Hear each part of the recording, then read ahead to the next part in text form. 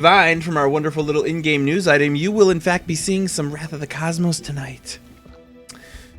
So thank you one and all for joining us around the digital tabletop while we play Sentinels of the Multiverse. A special welcome to anyone who's coming to us for the first time.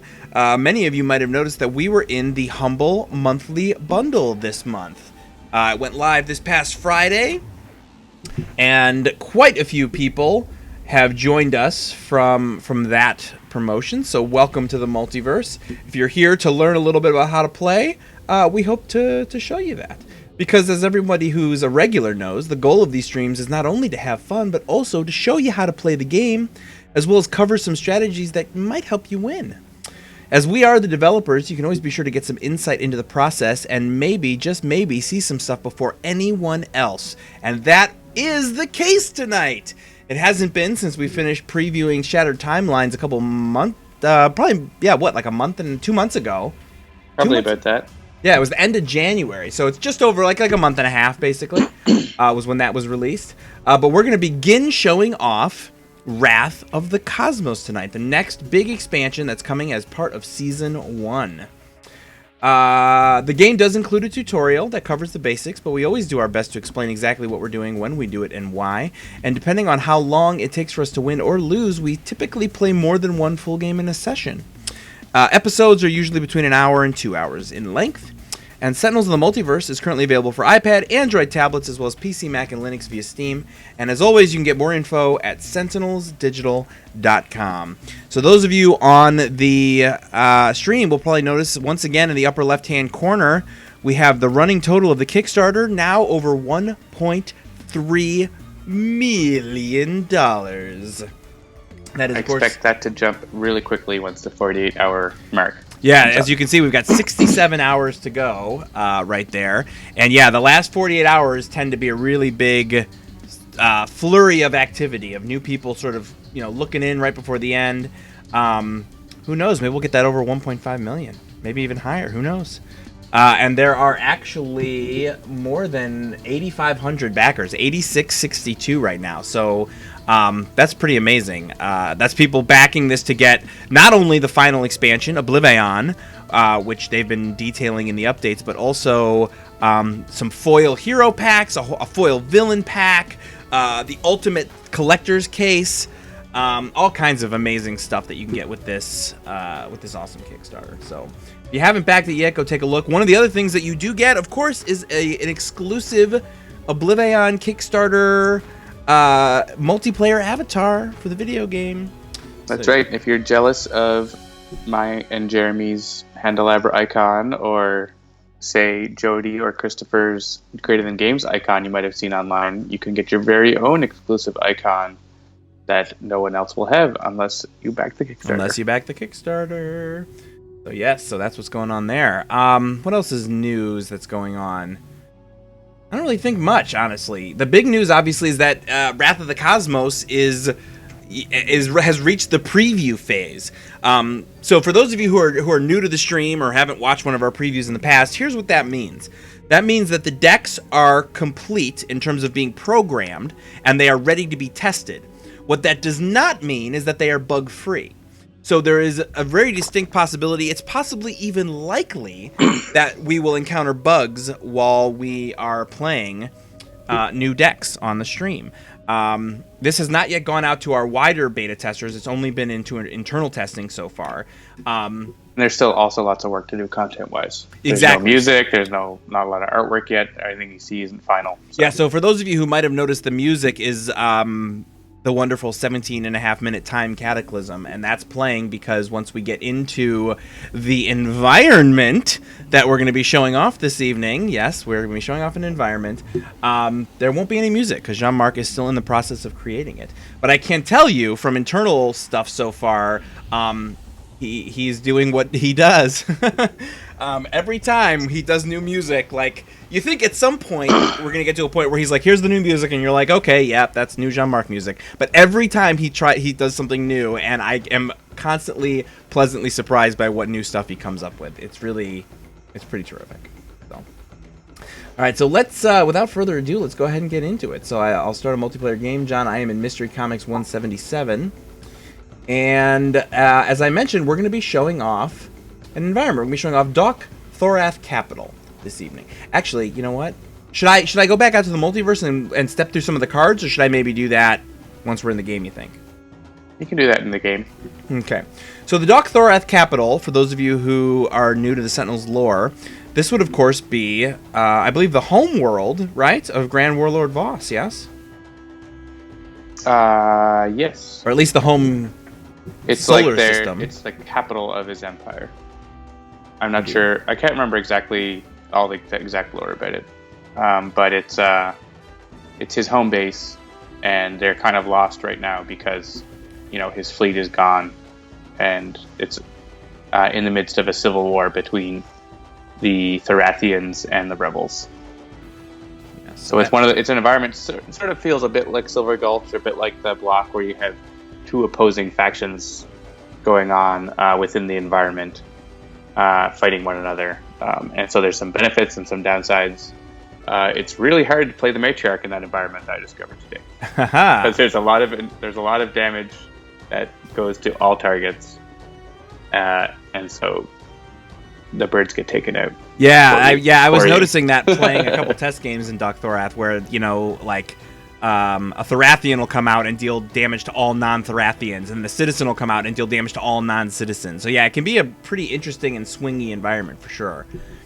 We have a couple questions. Will we be getting a listening party in a few weeks? I don't know exactly when that will happen, but yes, we will be having a listening party. And for those who are not sure what that means, basically, we started this with Shattered Timelines. Jean-Marc started asking about it actually as far back as Infernal Relics. And what it is we'll do a special add-on to the Sentinels live stream, where Jean-Marc will talk you through some of his thinking about each song and play it for you, sort of unmolested, which is, because one of the things that is, you hear the music in the game, and then once the soundtrack comes out, you can buy it and listen to it yourself, but for that period in between, you don't really ever get to hear the music without sound effects over it and card shuffling and all kinds of other stuff.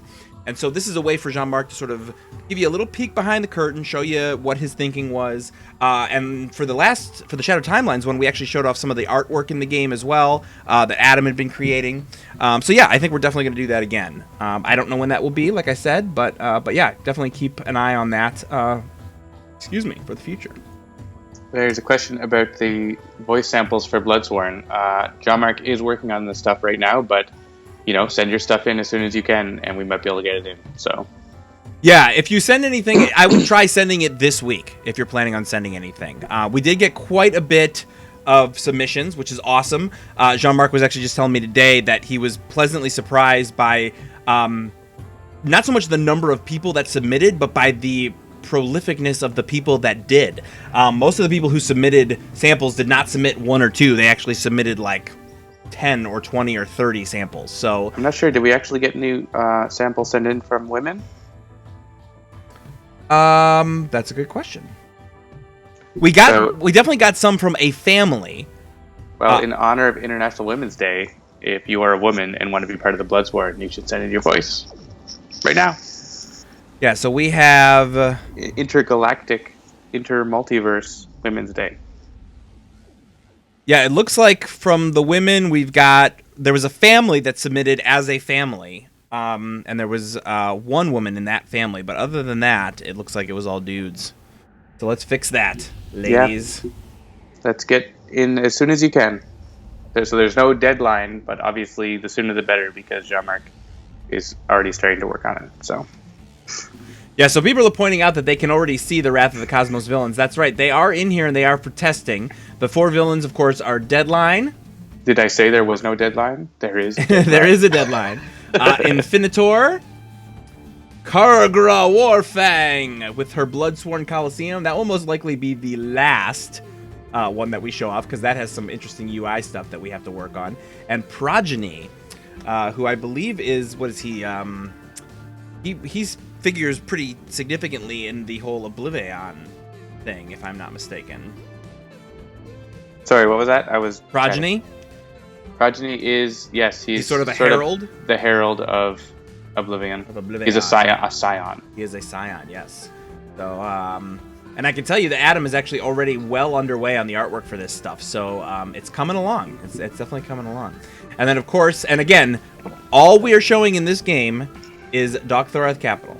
But we've got, you can see Captain Cosmic here. He is one of the heroes. And then the other hero is Skyscraper. And Skyscraper is interesting because mechanically, she actually has 3 character cards that swap depending on her size, because she's a size shifter. So she can be tiny, she can be normal, and she can be huge.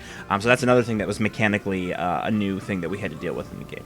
So, all right, so we've got, John thought it would be fun to play against a Thorathian at the Dok'Thorath Capital. So we're going to be playing against, why is Gloomweaver in there? I hit the wrong one. He was next to Voss, so he clicked wrong. That fingered it. All right, so let's bring Grand Warlord Voss in. So we're going to be hitting against the villain Thorathian, the conquering alien warlord, Grand Warlord Voss, at Dok'Thorath Capital. What sort of team should we play, John? Why don't we go back and forth, and you can go first? Sure.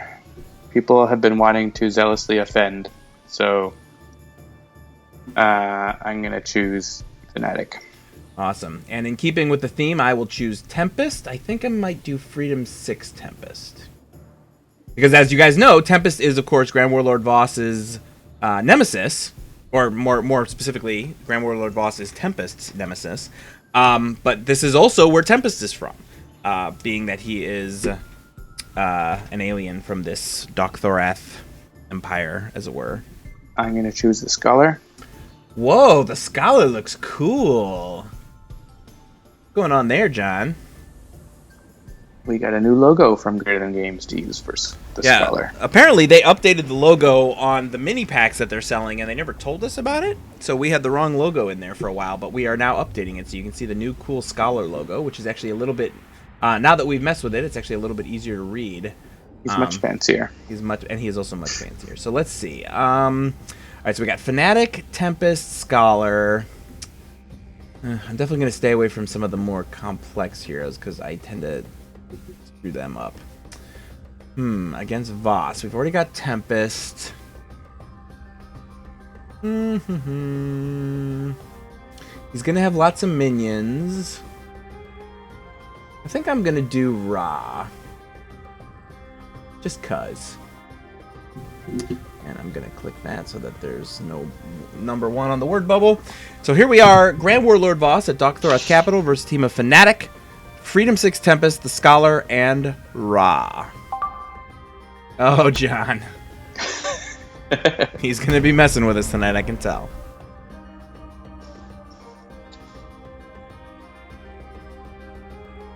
Cower before the might of the Thorathian conquering fleet. My faith is unwavering. My strength comes from grace alone.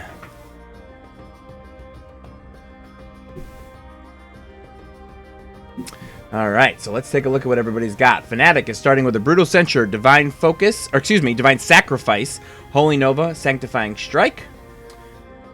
Freedom 6 Tempest has got a Chain Lightning, Elemental Subwave Inducer, Grievous Hailstorm, and Localized Hurricane, my personal favorite Tempest card. Scholar's got 2 Know When to Turn Looses.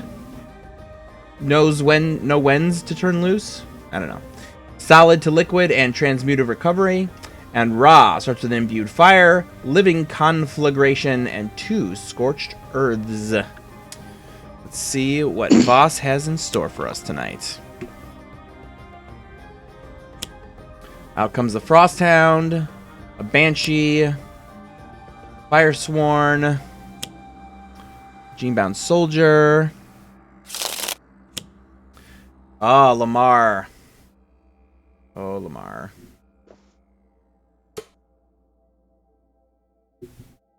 It's not Lamar. Kamar. That's a T. Kamar, excuse me.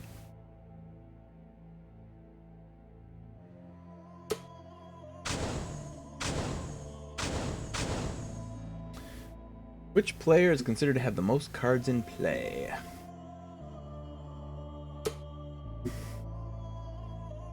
Say either Fnatic or Scholar. Yeah, one of those two. Both of them can do well with less health. All right, so the soldier is reducing damage, right? No, not the. No. Okay, so it's the only damage reduction we have currently is Lamar, right? Excuse me, Tamar. Is Lamar like from something? I don't know. I don't know. I feel like that's some sort of reference from a show. For some reason, I see that, and I heard Lamar in my head. So Now I'm. Who is that? Lamar is Lamar is. You play Grand Theft Auto 4. I played it for like a minute, and then I returned. Grand Theft Auto 5. Lamar is like Franklin's buddy. In Grand Theft Auto 5. So, all right, play a card. I'm AFK. Look at that. Look at that. Go not AFK. Still have to do this. Okay. What's our game plan here? We should try to win the game. So we have damage reduction, so we can't touch anything until we get rid of Lamar. Yeah. That's just what his name's going to be now. From now on, that's his name. All right. Well, I guess I can ping him. I can also Divine Sacrifice, which is irreducible. Yeah, I'll do Divine Sacrifice. I don't mind taking more damage. So Lamar, man, let's get some hot cars. Such and such.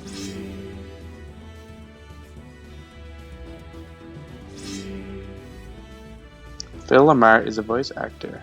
Yeah, Phil Lamar's from Futurama, and of course LeVar Burton is the Reading Rainbow / Geordie LaForge. And there's probably a Cardassian named Lamar in Star Trek. I thought you said Kardashian, and I was like, No. All right. Ooh, final dive. Oh yes, come in handy. I like the final dive. Okay, so let's see. I could, if I localize Hurricane, it's only going to do 2 to Lamar. If I Chain Lightning, that'll do 3. Do we have a way to knock him out if I get him down to 1? Yeah, Ra could get him. Ra could easily do that. So the question is, what is our second priority after I do that? Yeah, so I think the Frosthound is the second priority. Bella Sorciere. Thanks for bringing the Twitch chat into the stream. That is actually exactly why I did it. There were so many times I realized when I'm rewatching some of the streams like the day after when I'm sort of prepping them that like we actually do a fair bit of talking to the stream without necessarily repeating what the stream said, and I realized that we should make it easier for people who are watching after the fact. So that is one of the main reasons why I decided to go ahead and just put the chat in the stream. Yeah, I agree. That Genebound Frosthound is one of my least favorites. Alright, so then do we do the Soldier or the Banshee? Probably the Banshee. He does more damage. Yeah. And his power... Won't do anything. Won't do anything. Wah, wah.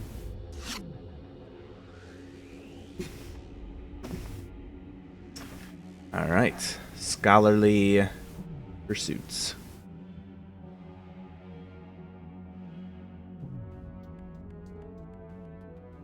I think I will look for something more to play next turn.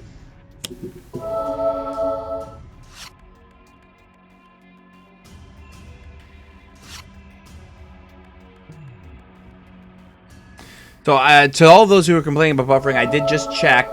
Apparently our stream quality is excellent. But I was actually having some pretty annoying issues with Twitch earlier in the day, so it may be a Twitch problem, honestly. All right. So I would concur. Yes, you could. If you take out Tamar, then you could use Conflagration and take out the Frosthound, and still get to draw a card. Bonus card. I like it. I was actually playing a game against Voss last night, and oh man, what was it that I did? Orbital Bombardment. I used what's his name? Omnitron X. I used the what's it called? Is it time shift? And where you can like reveal the top card and either play it or trash it, right? Isn't that time shift? Yeah. And I use it at the exact shift, at the exact right moment, and I did it on Voss, and the card that came up was, what card do we think it was? Forced Deployment. Forced Deployment. I was very excited because I had been using it mostly on heroes. And I was like, you know what? I'm going to use it on Voss this time. And I was like 3 or 4 rounds in, and it worked out just perfectly. So, something I found is really interesting when playing on the tabletop. Almost always, Omnitronics players, I found, will use it on themselves.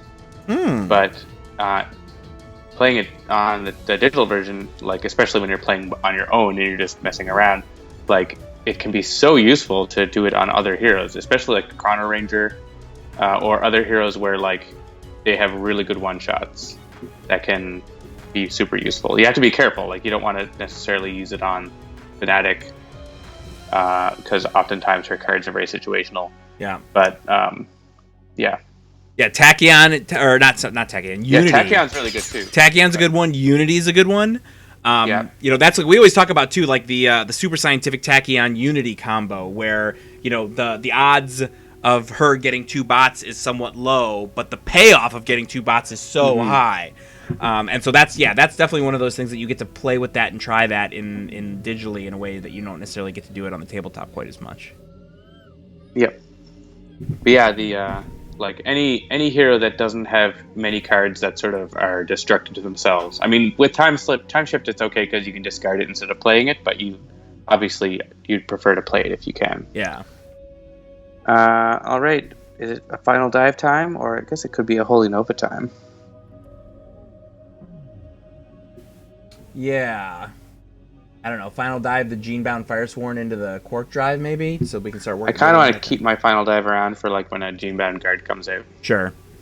Do we have a way to deal with that orbital bombardment, or are we just going to take 4 damage? Well, actually, you know what? Let's pop that open since we're looking at a new environment. So here's our first new environment card, Orbital Bombardment. At the start of the environment turn, deal 4 energy damage to each non-Thorathian target, then destroy the Rebel headquarters and this card. So that would be if the Rebel headquarters was out. So then why don't I go ahead and pull that up so that everyone knows what we're talking about.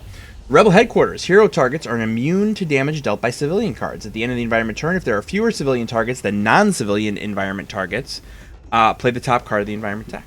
And that is not out, so that's not going to affect us this time around. But maybe you should read that card again, Jeremy. Okay. Which one? Rebel headquarters? Orbital bombardment. Orbital bombardment. At the start of the environment turn, deal 4 energy damage to each non-Thorathian target. Then destroy the Rebel headquarters and this card. So you're saying this card's not going to affect us? I said that the Rebel headquarters is not going to affect us because it's not in play. Sure. So you can't destroy Rebel headquarters if it's not in play. This card does not say play the Rebel headquarters. Orbital bombardment. I still don't see how that changed what I said. I said we can't destroy the Rebel headquarters because it's not in play. Is that not a true statement? Yes, but you said, we don't need to worry about that then. Yes, the Rebel headquarters part. We don't need to worry about that because it is not in play. But we need to worry about the card. We have no way to get rid of it, so we'll just have to take the damage. So basically we don't need to worry about destroying any of those minions because that card will destroy them for us. All right. So I would just focus on getting the Quark drive down to 4. Oh, Voss. Nuking his own minions.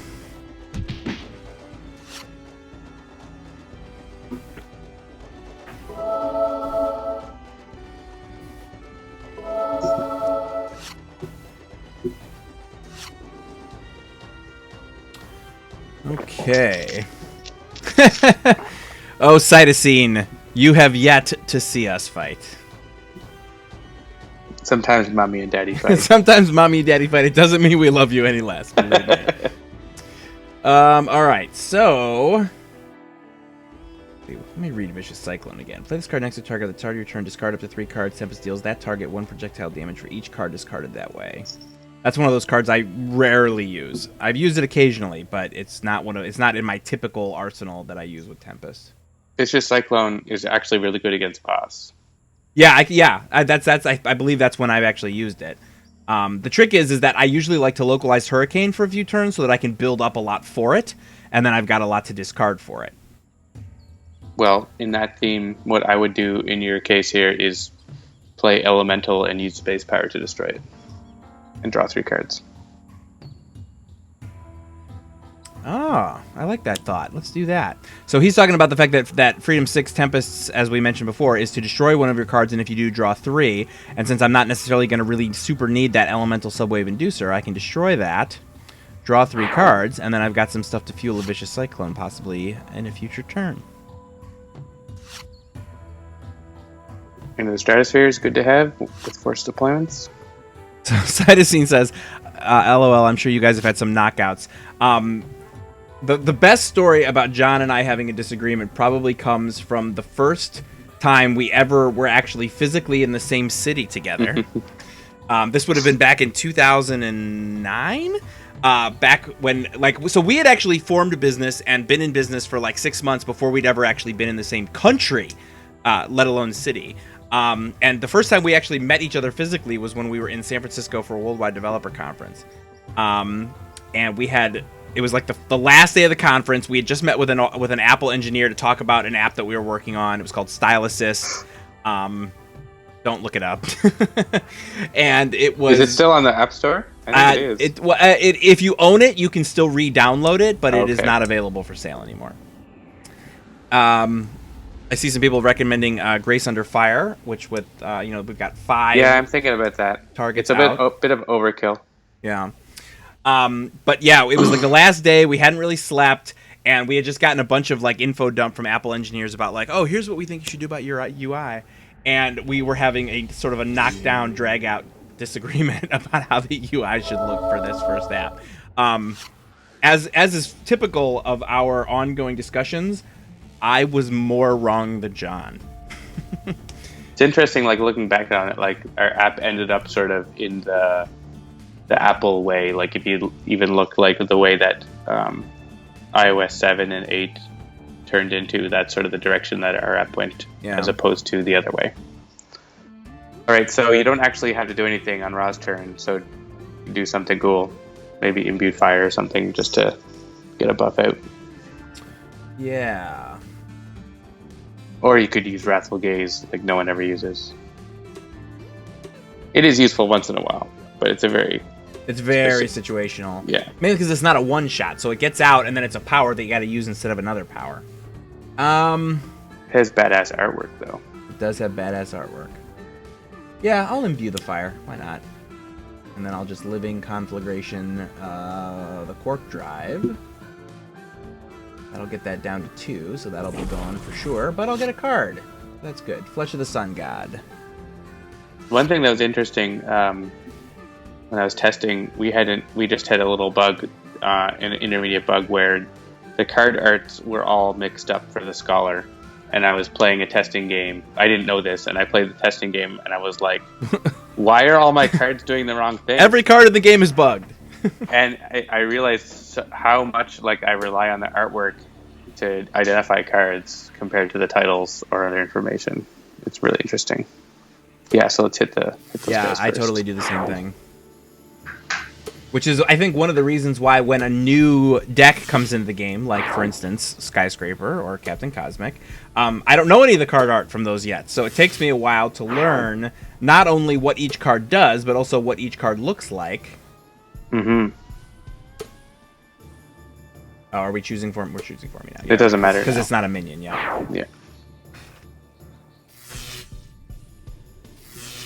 We have been orbitably bombarded. Oh, and actually that wouldn't have mattered because he's a Thorathian, so it wasn't going to hit him doesn't anyway. actually hit him. So.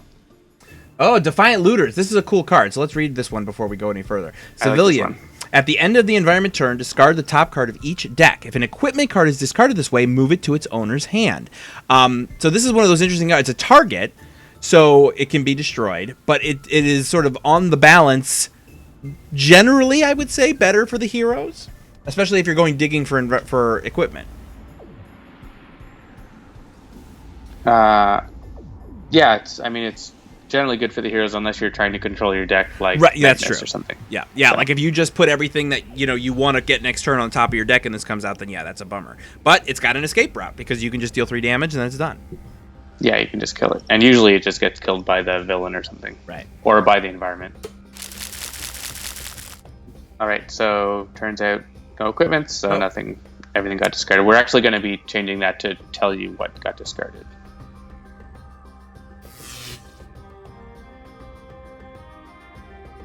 All right. Oh, is this like a? This is for his damage. It can be the Scholar. It's boosted because it's fire damage. Ah, yes. Imbued fire does not just boost hero fire damage. All right, First Lieutenant Victor. At least it doesn't have damage reduction. Yes. All right, I have lots of cards now. I still don't have Zealous Offense. I don't know what to do with myself. I think I'm going to play Holy Nova. Well, I really want the Scholar to have... The Scholar does not have any of his damaging elementals available. I want to save that Holy Nova for when I can actually get some damage out of it. But... do I really need to save it? Yeah, I guess I can save it. I can play Brutal Censure.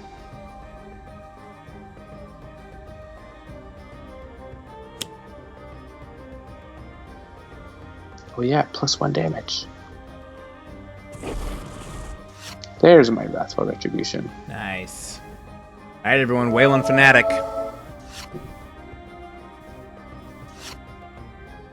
Oh, Fanatic got her Aegis from the looter. So it was supposed to... It didn't actually tell us. Yeah, I was gonna say in the testing game I played last night, it did say it's actually That's now that I'm there thinking was about more than it. one that was choosing the order of that they would happen. Yeah, now that I think about it, when I played it last night, it said there was a message that said there were no equipment cards, and so therefore there were no cards to move. But it didn't show that, so that would imply that there were cards to move. Yeah, that messaging needs to be tweaked a Yeah, little it just bit. hasn't quite shown us yet. So, again, this is why it's a preview. All right, so let's see here. Do I want to get out a damage dealer, or I want to start pressing my Grievous Hailstorm to get ready? Like, I could localized Hurricane now, deal some damage, then Vicious Cyclone next turn on Voss. Like, I want to get out of power because, like, I don't want to one-shot the Chain Lightning because I don't have much else to do right now. So it's either that, and Grievous Hailstorm is going to kill the looters, which is sort of a, about a neutral. I mean, not kill them outright, but it's going to deal damage against them. Yeah, I wouldn't worry about that. Yeah, I think I'm going to localize Hurricane. Because when Jeremy has the choice of doing 2 damage or 3 damage, what does he do? Chat? 3 damage. That's right. Or 5 damage, thanks to Imbued Fire and Nemesis. And Victor's down to 1. Oh man, 2 Chain Lightnings? Look at me. And Cleansing Downpour is friendly for the Scholar. Alright, well, I'm just going to keep Voss from hitting us, I think. I will poke him. Awesome. And get a hit point.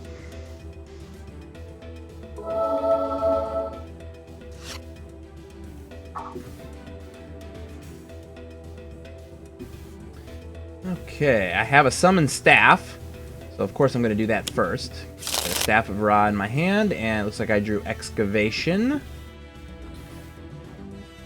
We'll put up to 3 cards from the Environment Trash on the bottom of the Environment deck. Draw as many cards as you move this way. A great card when the Environment Trash is full and you've got nothing to do. You could play Wrathful Gaze and destroy Victor with it. Actually, not a good plan. Yeah, I could do that. I know, but like you could also use Living Conflict and draw a card, so it's not actually... It's better to not do that. Yeah. But I do think, I mean, of the cards to play, I think I'm just going to get my Staff out. Yeah. Watch out, everybody. Jeremy's putting his staff out. And yeah, we'll Living Conflagration Victor. Overkill him a bit, but that's okay, because now we're reducing some of that damage, which actually isn't such a huge deal because he has been neutered by Scholar, but that's okay. He's gone. It affects all villain targets, or it affects all damage dealt to heroes, right? So it would increase this environment damage and stuff. So Lock and Cant points out that, yes, lore-wise, Tempest is actually not a Thorathian and not from Dok'Thorath. He's the Nemesis because he was conquered and enslaved by them, which is, had I been paying attention when I started spouting off nonsense, I did actually know that, but I was, there's actually cards in Dok'Thorath that have either Tempest or his compatriots on them, which is what I was sort of thinking of. But yes, you are absolutely correct. He is not from that place. He has a sort of connection to it because he was conquered by Voss, and that is the connection that we see there. I'm pressing choose for me. No equipment cards to move, so there's the message, yeah. And this minion comes out. At the end of the environment turn, this card deals each non-minion target 2 melee damage. And I don't believe order is going to matter here. No. So here's an interesting interaction. So Voss has a damage reduction because this card is a minion. Yes, it is. That's right.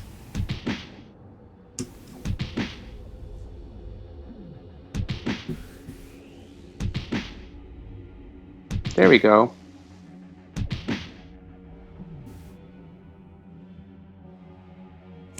So, forced deployment. There are several things in the trash. Oh, the looters looted a spaceship into the trash. Did you see that? Aha! And a forced deployment also. We didn't notice that because it doesn't say. The looters put in a TCF Stalwart and a forced deployment into the trash for us. So I'm thinking if we could either put it on top of the deck with Into the Stratosphere and basically pause him for a round, or we could destroy it right away with Consecrated Ground and then clean them all up.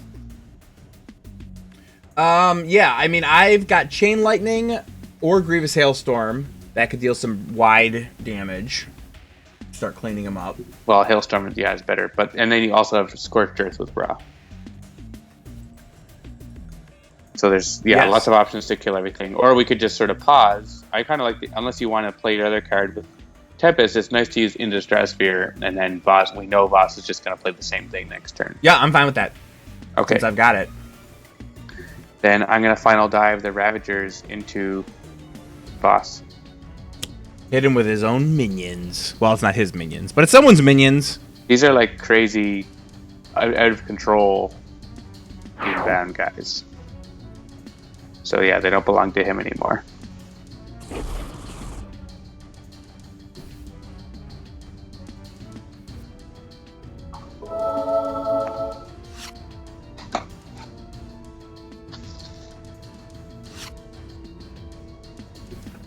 And another Consecrated Ground. So we're all set. And so, since I'm sure someone is going to ask about it, actually maybe someone won't ask about it, but let's explain why Into the Stratosphere Forced Deployment is different than destroying Forced Deployment. Do you want to explain that? Why don't you explain it, since I'm sure you understand it better than I do. Okay, so Into the Stratosphere just takes the card and moves it on top of the deck.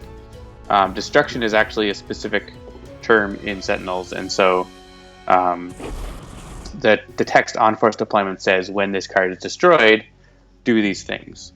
But when you move it onto the deck, you're not destroying it, you're instead doing this other thing. And so that doesn't trigger. It's also a similar interaction that's important to understand in Sentinels, and we do tend to get, occasionally we get support tickets about this, is that there's a difference between a card being played and a card being put into play. And so that is why, like, if you sometimes, I believe it's the, is it the chairman? Who a lot of people sometimes are like, oh, hey, I put a thing on him that said he couldn't play cards, but an underboss still came out of the trash. And that's because a card being put into play from the trash is not a card being played. Those are different actions. Yes. It's kind of an awkward distinction, but it is what it is. But it is a distinction nonetheless. And the Scholar still doesn't have the Elemental I want, so I don't want to play that. Sorry. I know it's damage. I don't want to discard my hand. I was trying to scroll the hand to show everybody what you had, and I accidentally just clicked. Yeah, Transmutative Recovery is what I'm going to play, I think. Transmutive Recovery. Oh, and then excellent. have some more options. Is that the elemental you were looking for? It is the elemental I'm looking for. Especially with Fanatic and Tempest to, like, heal attack. Mm-hmm. It's pretty nice. Alright, so... Yeah, I don't want to do that or that. I think I'm just gonna... Is there ongoing destruction at all in Dok'Thorath? Nope. No? Alright. Yeah, I agree. I'll get out another power. And then you have it. And it does more damage. It does more damage, and I'm not hurting for cards right now, so I'd rather have the 3, nay, 5 damage, thanks to Imbued Fire and Staff of Ra, versus the what would be 3 damage and a card. Oh, and Fire Blast for a wonderful 7 damage if we maintain the status quo. Oh, and out comes Orbital Bombardment again. I think there's 2 copies of that. We actually have a way to get rid of it now, so. Alright, no message, which means somebody got something. Let's find out who. Yeah, let's find out who. Alright, so after Voss deals his damage. Let's see what we got here. Alright. Oh, you got another Aegis. Okay, that's it. It's going to be only one. If there was more than one, it would ask the order. Ah.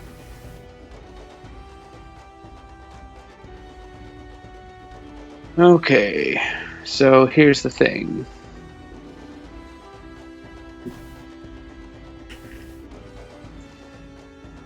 We only have one environment or ongoing destruction card. Oh wait, didn't we? What?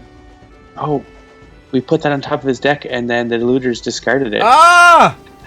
I'm like, That's an amazing interaction that we didn't even realize we were setting up, but it worked. No, we totally meant it. We're doing the deep strategy. Yes, John was showing you exactly the kind of deep strategy that he's good at.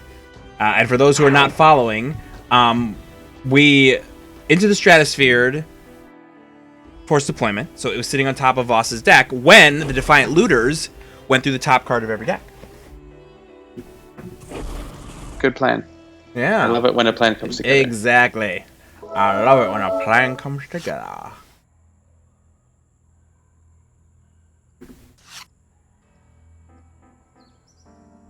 End of Days.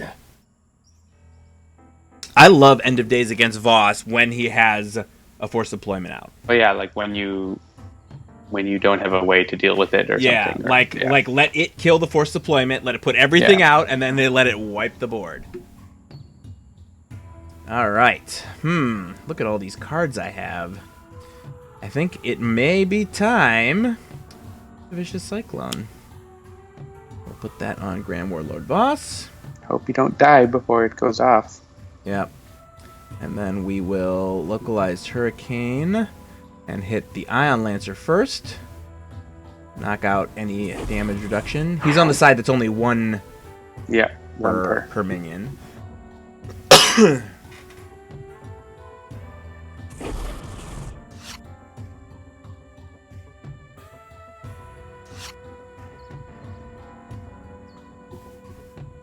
Okay.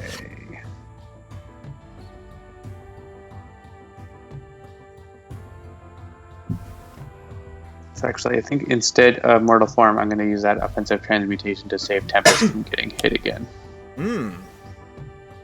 Because Voss is doing a number on Tempest. Tempest, thanks you. Sadly, this is fairly typical of me playing this game. My heroes tend to get way low on HP because, as we all know, I tend to focus on damage dealing ahead of things like healing and prepping. Well, speaking of which, it's time to bring the fire. Yeah, I concur. I'm a fan of lots of fire damage.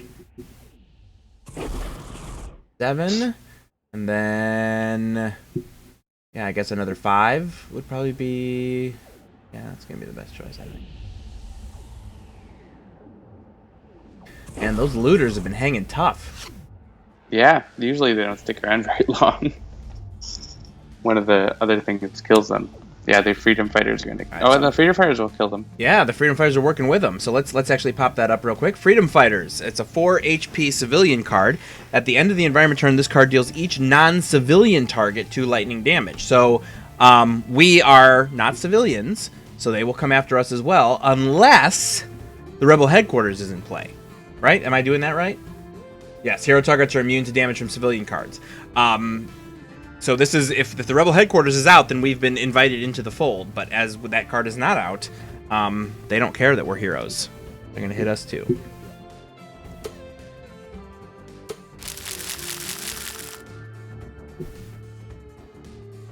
Somebody got something back, yeah? Said no equipment cards to move. Oh, it did? I missed it. All right.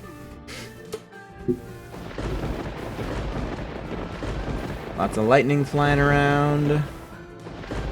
Well, you know, it's not just Voss. It's also because I still have my localized hurricane out. So every damage I've been taking has been boosted. Hey, I had an idea for the stream when we preview the Enclave of the Endlings. We need to have someone standing by ready whenever a groom gets played to just be yelling the entire time while that card is in play. I'll have to play Enclave of the Endlings more so that I know what you're talking about. Yep. And check the flavor text on that card. I think the chat will get it. Okay.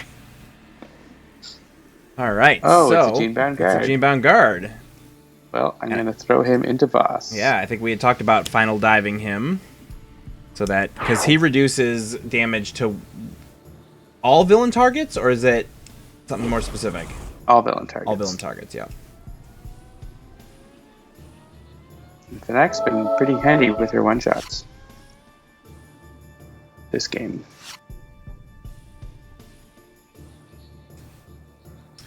Okay. Tempest, drag cards to the trash. So let's see. I can get rid of one of those Grievous Hailstorms. I'll get rid of one of those otherworldly resistances. And I'm probably going to get rid of the Electrical Storm, actually. I don't see myself using that this game. So there's some imbued fire damage. So 3, 3, and 3. Fun times. And then I can... See, everybody else is doing well, so I feel like Cleansing Downpour isn't super necessary. Well, maybe I guess I could Otherworldly Resilience, or Resistance. He has no ongoings that we want to get rid of. If you want to survive to the next turn, you probably want to play either Cleansing Downpour or Otherworldly. Yeah, well, Otherworldly. I'm not going to waste a potentially damage-dealing power on healing. So we'll hit Voss for 5. Sorry, Freedom Fighters. Yep, sorry, Freedom Fighters. We believe in your cause, just not enough to not shoot you in the face. Lock and Kant says, I think the theme with the civilians attacking the heroes is due to Voss having an alien minion army, so perhaps the Thorathian rebels think the heroes are part of the Voss army. That is until the HQ tells them to hold their fire. That is certainly one way to read it. Or maybe they're just shooting at everything, and they don't really care. Okay. Am I actually going to play the card I wanted to play all this time? Yes. Yes, I am. The Scholar has dealt damage. I guess I dealt damage before. He's been pretty quiet this game, though. Alright. Yeah, I feel like... Well, same as last turn. Yeah. How can I not? He's only at 16. I mean, come on.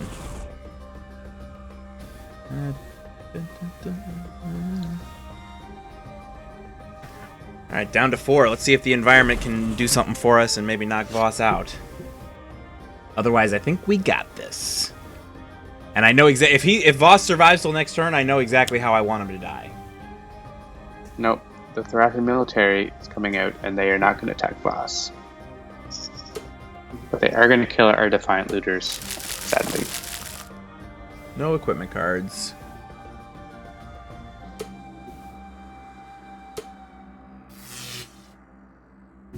These guys don't attack Thorathians.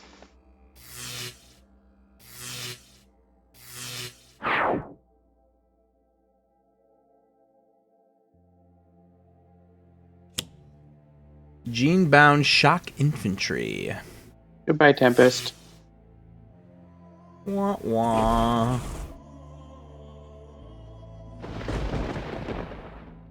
Yeah, that's fine. Knock out Tempest.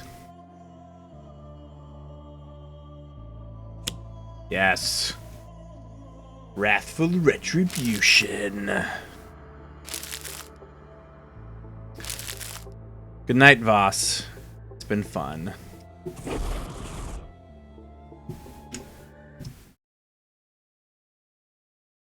You win. Yeah, unfortunately, you don't get to hear the victory music because I have the in-game music turned all the way down because I have my iTunes playing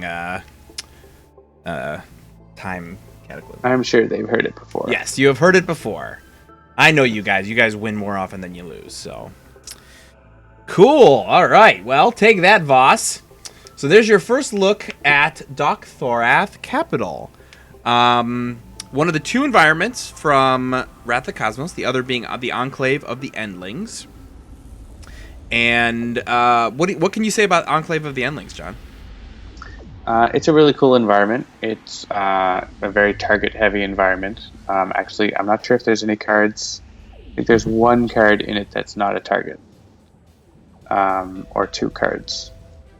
Similar to the Final Wasteland in that way. But it's actually a really cool sort of Jack Kirby inspired place where the last member of every species is kept in sort of a zoo in order to preserve them and also exhibit them. Yeah, there is literally one card in Enclave of the Endlings that is not a target. The Hall of the Terminarch. The Endling Refuge is a target? I'm in the wrong folder. Oh, no, yes, you're right. That was hiding, yes. Endling Refuge is also not a target. But yeah, very, very cool artwork in this environment. Yeah, I mean, the Endling Refuge is a non-target that plays another card, which is probably going to be a target. Uh-huh. So, yeah, it's a really interesting environment, and especially when it's a very active environment, similar to the Final Wasteland, where it's often the targets have higher hit points, and they do stuff. Like there's a target that has 25 hit points. There's actually two targets that have 25 hit points. They're very strong. And then there's a target. Blah, blah, blah. Who's the guy who takes all the damage to himself?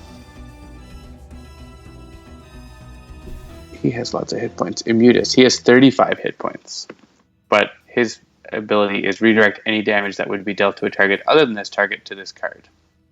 So he ends up going down quick, but he's got 35 hit points, so he's entertaining. Yeah, so it's pretty cool, and hopefully we will show it off soon. There's a lot of cool stuff that Jennifer's working on to make the background look really cool. Yes, indeed. All right, so